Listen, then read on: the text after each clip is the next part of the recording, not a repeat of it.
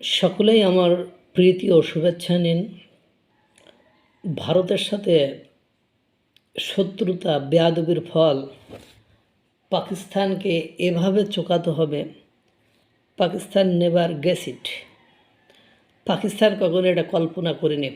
আপনারা জানেন বালুচিস্তান 11ই আগস্ট তাদের স্বাধীনতা দিবস বলে ঘোষণা করেছে। দ্যাট মিন্স তারা স্বাধীন হয়ে গিয়েছে।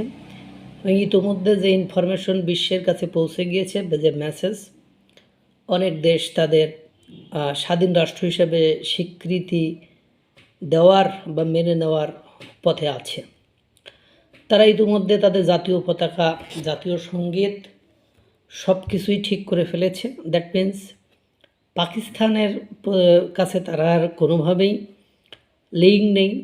তারা এখন কথা হলো পাকিস্তান আজন্মকাল এই বালুচিস্তান লিবারেশন আর্মি যাদের হাত ধরে আজ তারা স্বাধীনতা অর্জন করেছে, তাদেরকে ভারত মদতপুষ্ট, ভারতের অর্থ দিয়ে পরিচালিত, ভারতের মানে প্রশিক্ষণপ্রাপ্ত এইসব কথাই বলেছে।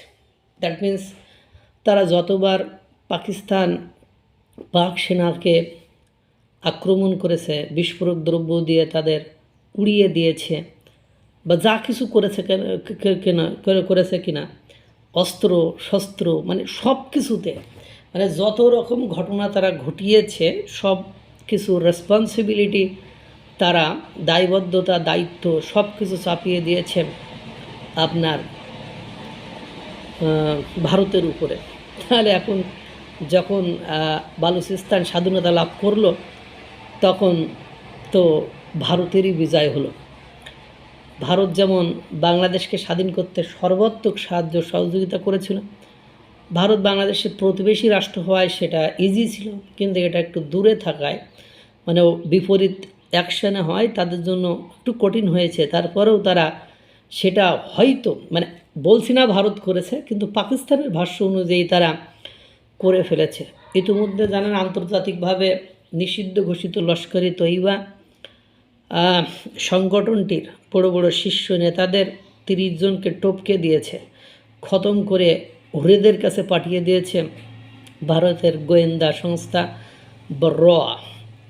এটা লস্কর-ই তৈবার নেতা হানিফ তিনি স্বীকার করেছে যে হামজা কিলিং স্টাইলে তাদেরকে কিলিং করা হয়েছে, হত্যা করা হয়েছে, এটা দেখেছে। ইতিমধ্যে খাইবার পাখতুনখোয়া অঞ্চলের বিষয়টিতে আফগানিস্তানের সম্পৃক্ততা, আফগানিস্তানের মদত, আফগানিস্তানের সাহায্য সহযোগিতার কথা পাকিস্তান বলে, আবার এদিকে আফগানিস্তানের পুরোদমে সাহায্য সহযোগিতা করে হলো ভারত।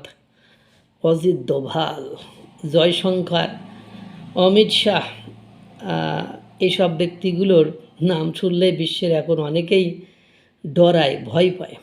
এরপরে আসুন আজাদ কাশ্মীর অঞ্চলে। ইতিমধ্যে আজাদ কাশ্মীররা যে আন্দোলন বা বিদ্রোহী গোষ্ঠী রয়েছে, তারা ভারতের সাহায্য কামনা করেছে, তারা গণহত্যা চালাচ্ছে, তারা যা কিছু তাই করেছে।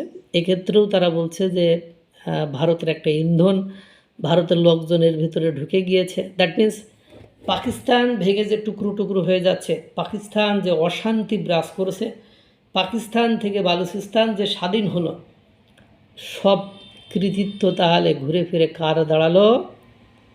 ভারতের।